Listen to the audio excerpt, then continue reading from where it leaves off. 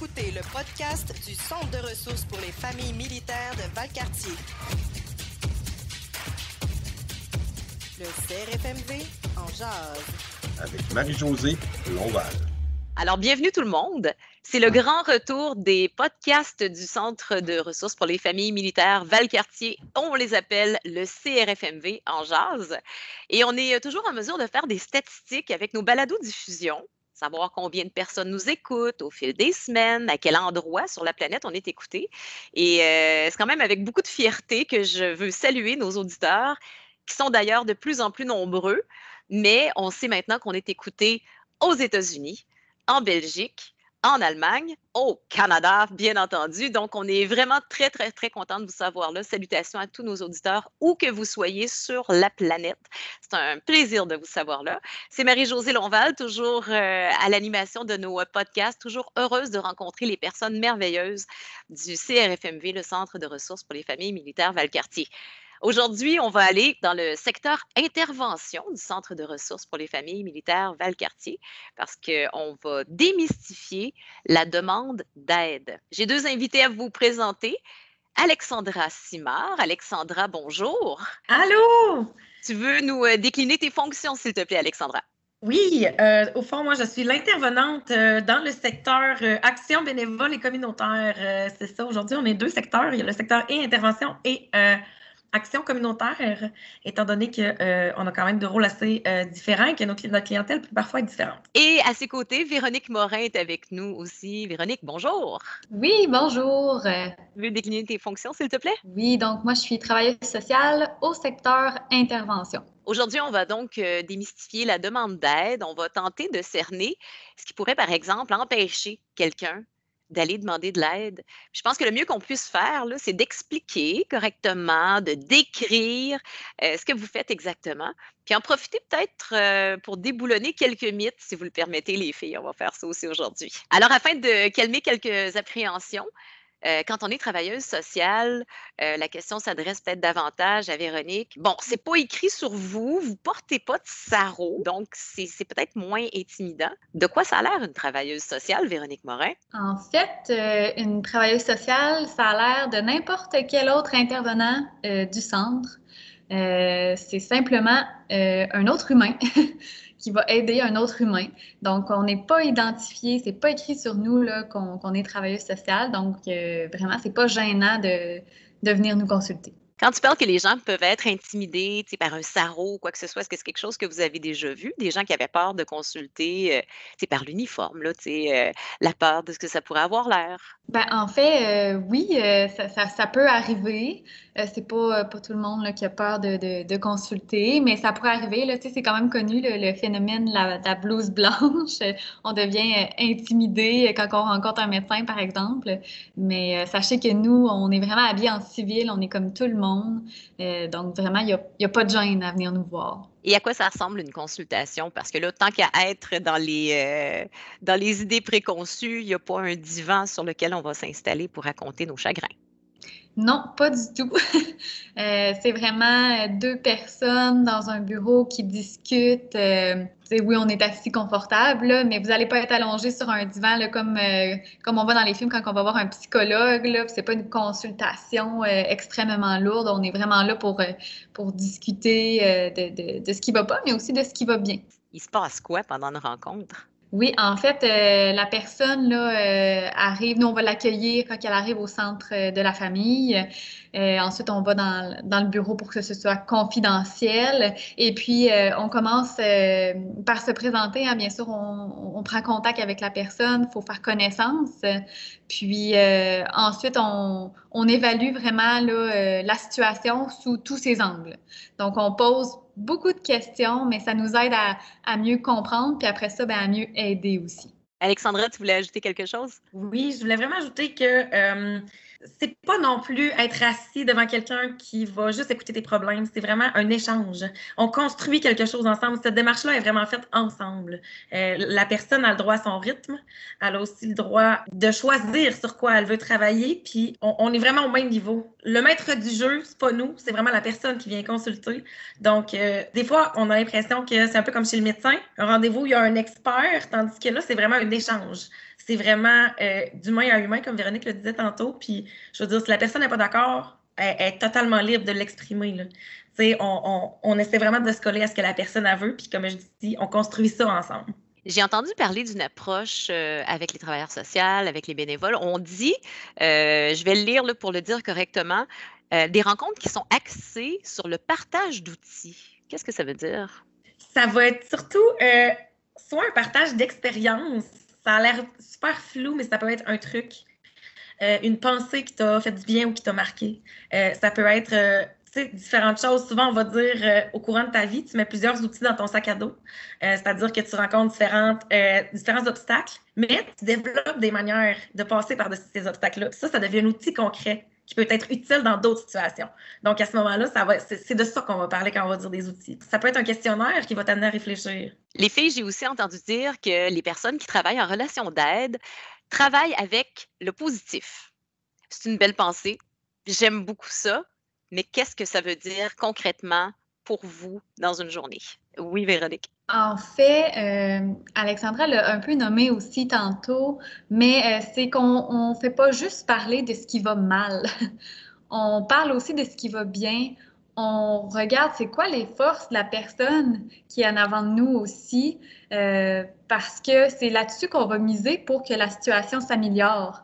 Donc, vraiment, c'est ça. On regarde le positif dans la situation parce que même quand on a l'impression que tout va mal, il y a quand même des choses qui vont bien. C'est juste que des fois, c'est plus difficile de le voir. Il y a un autre point d'interrogation que je voulais éclaircir avec vous autres, les filles. Les demandes d'aide, est-ce qu'elles sont traitées différemment dépendamment du secteur? Là, je m'explique. Il y a des gens qui peuvent aller au centre de ressources pour les familles militaires Valcartier parce que, par exemple, ils ont besoin d'aide à l'emploi. Ça peut être parce qu'ils ont une problématique à la maison avec les enfants. Ça peut être pour différents soucis. Expliquez-moi si c'est traité différemment, si on va aborder, disons, la situation de façon différente, dépendamment de la demande. Je pense qu'Alexandra, tu serais pas mal bonne pour répondre à une partie de ma question. Je vais parler en mon nom et en le nom des secteurs qui sont un peu plus informels au centre de la famille. C'est-à-dire que la demande d'aide va se faire au travers d'une activité, au travers d'un atelier. Ça va être une activité au travers d'un contact qui va se faire dans un contexte qui ne sera pas formel, qui ne sera pas nécessairement dédié à la demande d'aide. C'est-à-dire, je peux avoir une bénévole qui s'ouvre sur le fait que c'est difficile dans sa relation de couple pendant qu'on fait la vaisselle après une activité de bénévole. Donc, à ce moment-là, ça va être fait souvent dans des mots très simples, très crus. Donc, à ce moment-là, moi, ce que je vais faire, c'est que je vais essayer de débroussailler avec elle pour essayer de bien comprendre qu'est-ce que c'est son besoin. La demande d'aide informelle, ça peut venir de toutes sortes de façons. Ça peut être un parent qui va à la garderie puis qui nomme à l'intervenante que, bon... tu sais, son enfant a des drôles de comportements, il se questionne et tout ça. Fait qu'à ce moment-là, nous, notre responsabilité, si on n'est pas en mesure de répondre, on va accueillir la personne, mais on va également la référer au bon endroit, vraiment à la personne qui va pouvoir le plus répondre à son besoin. C'est une discussion qui ressemble à une discussion entre amis. Est-ce que j'ai raison? Oui, exactement. C'est pas fait dans un cadre qui est très dirigé. La discussion peut partir dans tous les sens. Souvent, il va peut-être avoir moins de censure. Le lien de confiance va peut-être être créé aussi différemment, étant donné qu'on va se voir dans un contexte qui est plus agréable, positif, qui va ressembler un petit peu plus à un contexte là, de la vie quotidienne. Et pour le traitement des demandes d'aide, toujours dans différents secteurs, Véronique, pour le côté un peu plus formel, comment tu m'expliquerais ça? Du côté plus formel, ça peut arriver là, qu'on reçoit justement des références des secteurs moins formels. Donc, par exemple, Alexandra pourrait, après avoir discuté avec une bénévole et avoir eu bien sûr son autorisation, venir nous référer cette personne-là. Et puis là, nous, on pourrait prendre en charge vraiment la personne et la recevoir dans un suivi à court terme.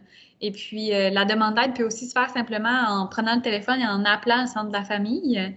La personne là, est accueillie par un humain au téléphone. Donc, on a une réceptionniste qui est là tous les jours pour répondre aux appels. Donc, simplement mentionner qu'on a besoin d'aide, qu'on a besoin de rencontrer quelqu'un, besoin de parler avec quelqu'un. Et puis, ça va être dirigé là, selon le secteur. Donc, ça pourrait être dirigé au programme pour les vétérans si c'est un vétéran qui appelle ou sa famille. Ça pourrait être dirigé vers le secteur intervention où je suis, par exemple. Si c'est un membre de la famille du militaire ou même un militaire qui vit des difficultés d'ordre personnel, conjugal, familial, c'est assez vaste, là, tout ce qu'on peut voir ensemble. Les filles, vous voyez tous les jours des personnes qui ont besoin d'aide. C'est quelque chose qui demande beaucoup de réflexion et beaucoup de discussion. Il y a aussi des gens qui ont juste besoin d'un petit coup de main, qui ont besoin d'un outil de plus dans leur boîte à outils pour traverser un moment qui est moins évident. Vous en voyez aussi. Moi, je pense que ça peut aider de savoir que si on a un petit bobo, on peut aller vous voir et on est les bienvenus. Effectivement, c'est pas toujours des problèmes très graves pour lesquels les gens viennent nous consulter, nous poser des questions. Donc, même si vous avez l'impression que c'est un petit bobo, vous pouvez appeler, vous pouvez prendre le téléphone. Au pire, ce sera juste plus rapide. Alexandra, je pense que tu voulais ajouter quelque chose sur ce que Véronique nous disait. Oui, exactement. Des fois, un petit bobo peut devenir un gros bobo. Souvent, de venir chercher la validation que tu as besoin, c'est niaiseux, ça peut être juste un coup de fil à une intervenante. Écoute, je me pose cette question-là, je me demande si c'est normal, c'est-tu dans ma tête, est-ce que c'est correct que je me sente comme ça? Bien, ça peut peut-être être juste un courriel, un téléphone. Tu sais, la souffrance, ça ne se mesure pas. On ne peut pas savoir si ça a un gros impact sur votre quotidien ou pas. Le meilleur exemple, l'anxiété. Vous pourrez faire du pouce après ça au niveau de la pandémie et tout ça. L'anxiété, ça peut être très, très, très limitant quand on a envie et qu'on est seul avec ça. Tandis que si on est entouré, tout ça, on peut retrouver un certain pouvoir sur notre vie. Donc, un petit problème, si on consulte, quand on se pose la question, quand on se rend compte, j'ai l'impression que je suis moins capable par moi-même, des fois, juste aller chercher un deuxième avis. Juste téléphoner, ça peut des fois éviter que ce problème-là dégénère ou que ça prenne des proportions démesurées.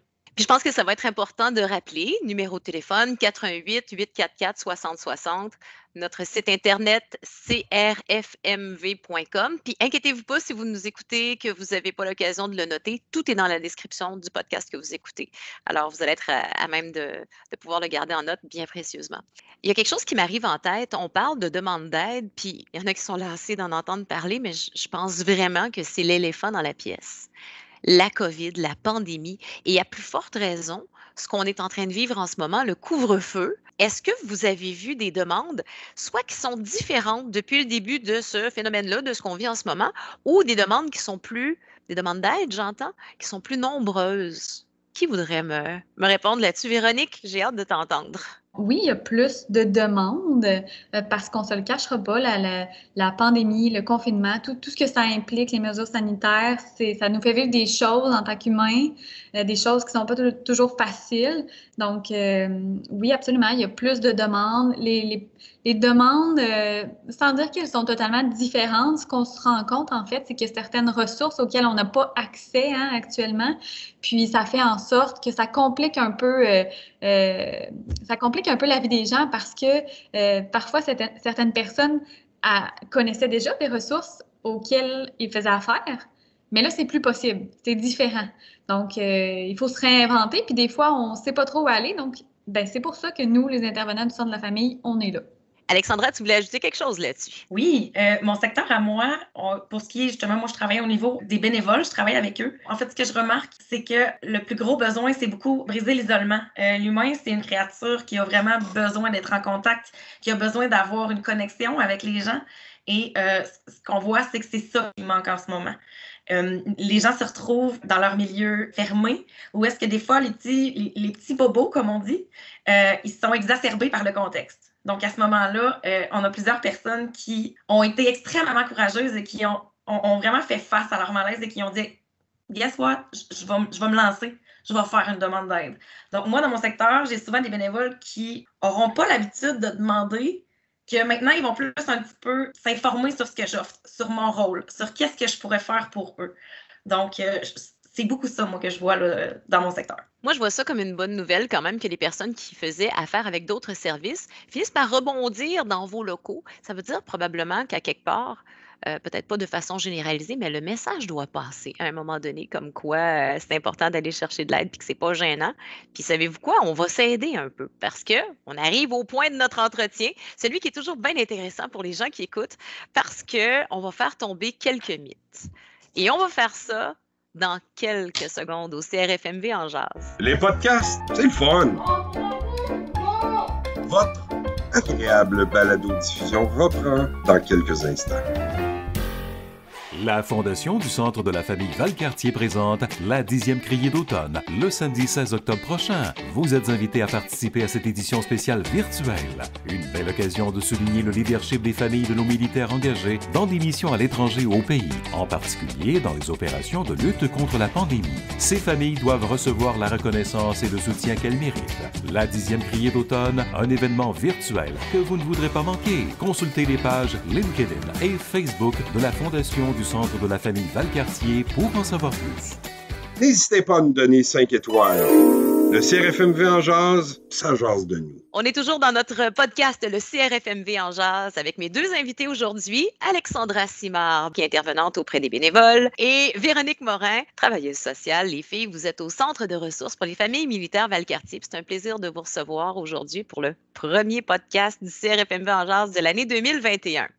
Aujourd'hui, on a décidé de démystifier les demandes d'aide parce que des fois, ce qui peut retenir, disons, quelqu'un de faire appel à vous, c'est qu'il y a des craintes.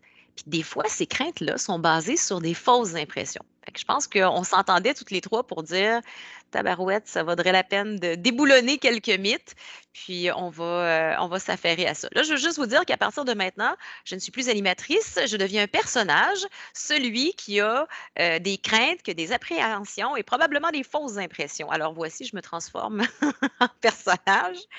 Les filles, vous êtes prêtes à répondre à mes questions et à rassurer mes doutes? Oui, oui. Est-ce que je vais me faire juger par mon entourage si je vais consulter? Véronique, est-ce que tu te lances? Oui, absolument, je me lance. En fait, non. Il n'est pas supposé avoir de jugement hein, quand on va consulter. Puis moi, d'emblée, ce que je dirais à la personne qui me dirait ça, c'est est-ce que toi, tu jugerais ta meilleure amie si elle te disait qu'elle est allée consulter? Bien souvent, la réponse, c'est non. Hein, on ne jugera pas notre meilleure amie. On va même l'encourager à y aller, comprendre pourquoi elle y va. Il n'y a pas de jugement à consulter, surtout pas, vous ne sentirez pas de jugement de la part des intervenants, ça c'est sûr. Nous, on va être contents de vous voir venir nous demander de l'aide. Je continue avec donc ce qui pourrait peut-être se passer dans la tête de quelqu'un et empêcher quelqu'un de vous donner un coup de fil, d'entrer en contact avec vous au CRFMV. J'ai pensé consulter, mais je pense que ça ne donnera rien. J'ai déjà essayé, puis c'était pas le fun.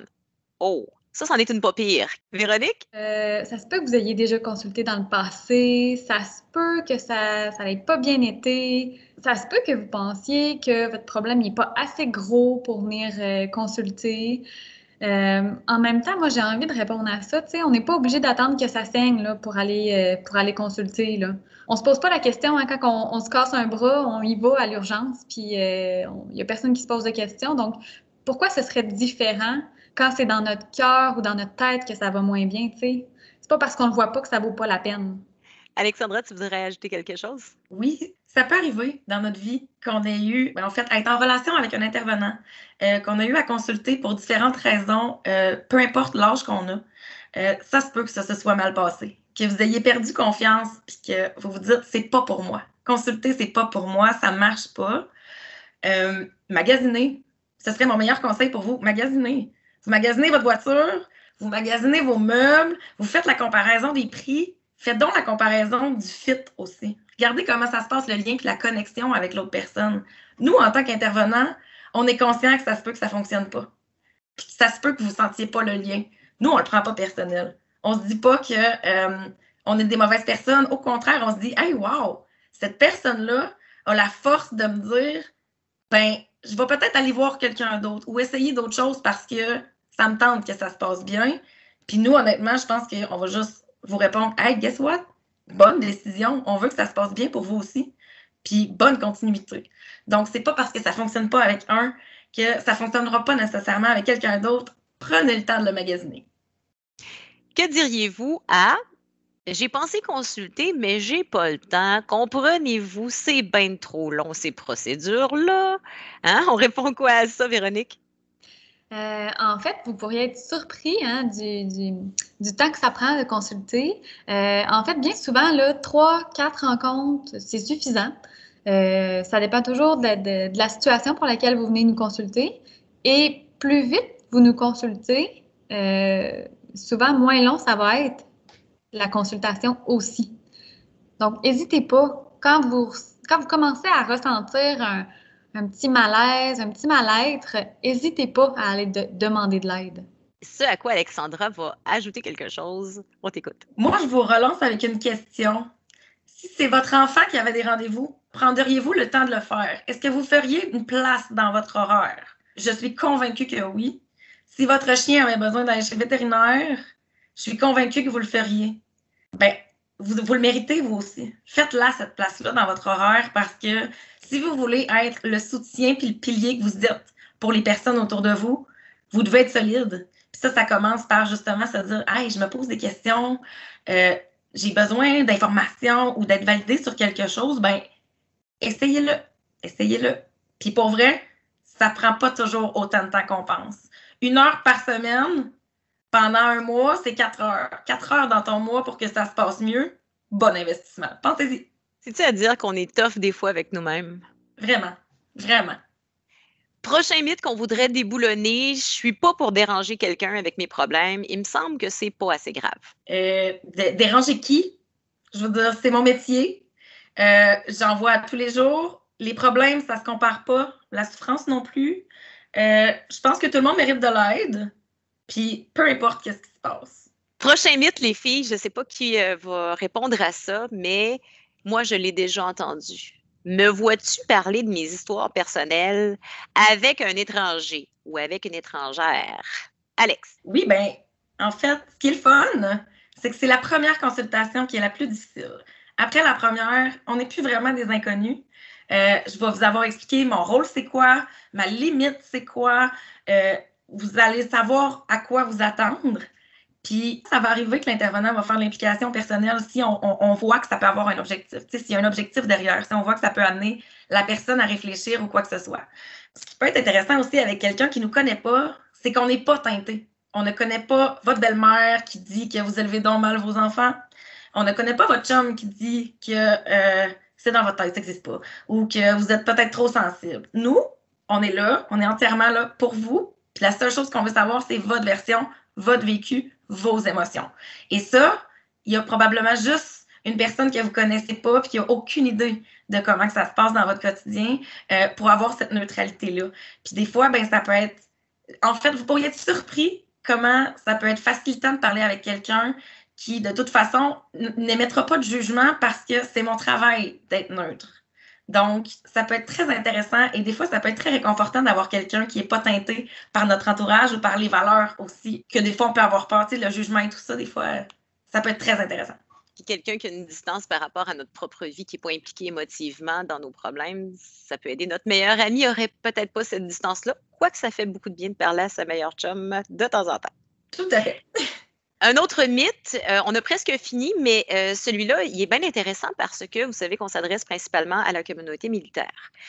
Est-ce que ça peut arriver que quelqu'un se dise, c'est vrai, je suis dans mon personnage de personne qui déboulonne, qui veut faire déboulonner les mythes, ça va-tu nuire à ma carrière ou ça va-tu nuire à la carrière de mon chum si ça sait que lui ou moi allons consulter, travailleuse sociale, on parle de nos problèmes, ça veut-tu dire qu'on est moins bon au travail, ça, tu sais? Donc, ça peut générer quelques questions. Puis Véronique, tu vas nous aider à déboulonner ce mythe-là. Absolument. Donc, non, ça nuira pas à votre carrière ou à celle de votre conjoint parce que c'est confidentiel. Donc, absolument, toutes les rencontres qui se passent au centre de la famille, ça reste confidentiel. Nous, on n'écrit pas ça au au dossier de votre conjoint. Alors oui, on a un dossier au centre de la famille dans lequel on rédige nos notes, mais c'est pas accessible à la chaîne de commandement, là, ce dossier-là. Là. Donc, même si eux nous appellent, nous posent des questions, on ne répondra pas. On est tenu à la confidentialité par la Charte des droits et libertés de la personne, par notre code de déontologie, par le code d'éthique du Centre de la famille de Valcartier. Donc, on n'a pas le droit de partager ce que vous nous dites avec d'autres personnes, à moins de vous en avoir demandé l'autorisation. Es-tu d'accord avec ça, Alexandra? Vraiment. J'ajouterais même que la chaîne de commandement, c'est un excellent partenaire du Centre de ressources pour les familles militaires. Par contre, nous restons totalement indépendants. Je vais aussi ajouter que ce n'est pas une question de grade. Peu importe qui téléphone, vous allez toujours avoir le même service et vous allez toujours avoir la sécurité que ça ne sortira pas. Ça va toujours rester entre vous et l'intervenante s'il n'y a pas une condition de risque pour votre sécurité ou celle d'autrui. Et un petit dernier. À l'âge que j'ai, j'en ai vu d'autres, je suis capable de régler mes affaires par moi-même. Véronique, est-ce que tu déboulonnes un dernier mythe avec nous autres? Oui. En fait, qui a jamais eu besoin d'un petit coup de pouce dans la vie? C'est normal hein, de demander de l'aide. On n'hésite pas à le faire.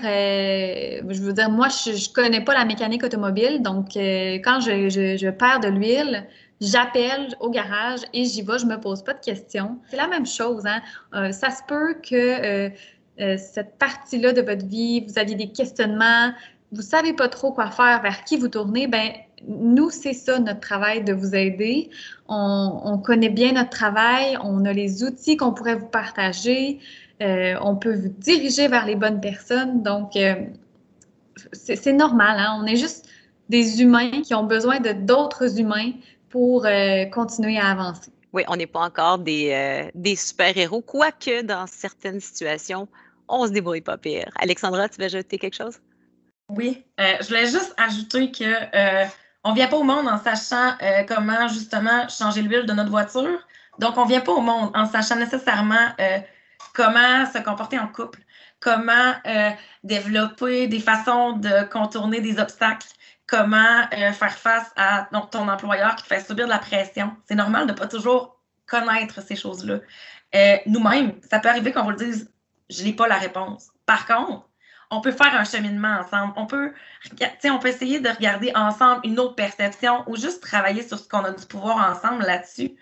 Puis, des fois, comme je l'ai dit tantôt, au risque de me répéter, ben, vous le faites vous-même, le travail. Vous le faites seul. Vous avez juste des fois besoin d'un guide, d'une petite réflexion qui va faire débloquer tout ce qui se passe. La grosse partie, c'est vous qui le faites. Je me répète encore, c'est vous le maître du jeu. C'est vous qui décidez qu'est-ce qu'on travaille, qu'est-ce qu'on regarde, qu'est-ce qu'on attend. C'est votre rythme. Donc, le gros du travail, c'est quand même vous qui le faites.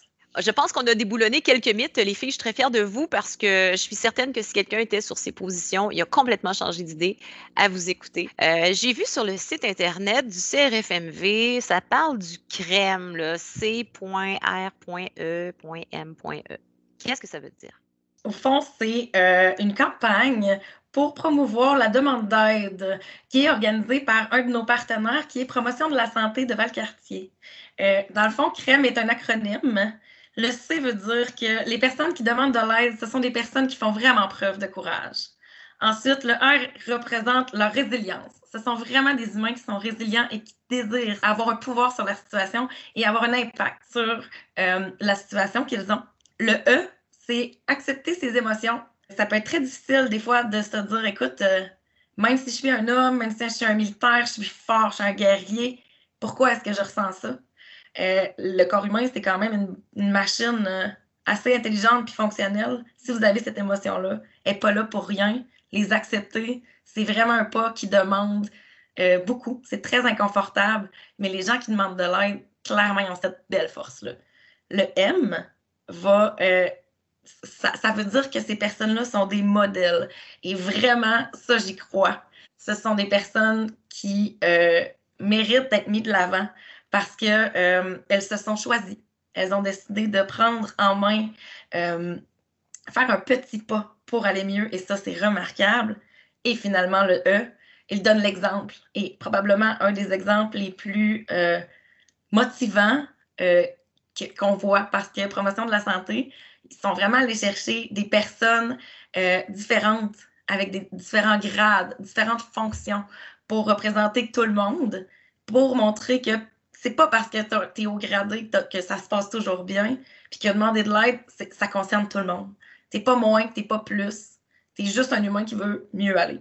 Alexandra, pendant que tu es sur une bonne lancée, je veux que tu me parles de l'outil Promo Santé. Dans le fond, c'est que nous, on voulait vraiment trouver des mythes ou des obstacles à la demande d'aide. Et pour ça, l'an passé, Promo Santé avait fait un visuel extraordinaire. C'était vraiment, ça ressemblait à une roulette avec au milieu, c'était écrit non. Puis là-dedans, il y avait plusieurs des mythes qu'on a parlé aujourd'hui. Donc, je tenais juste à dire que grâce à l'outil que Promo Santé a fait, on a pu vraiment ajuster, orienter nos réponses, en fait, pour vraiment essayer d'aller chercher les gens et vraiment qu'est-ce qui pourrait les empêcher pour de vrai. Donc, un gros merci à Promo Santé là, d'avoir partagé cet outil-là avec la communauté l'an passé. On va rappeler que nos services sont offerts aux militaires.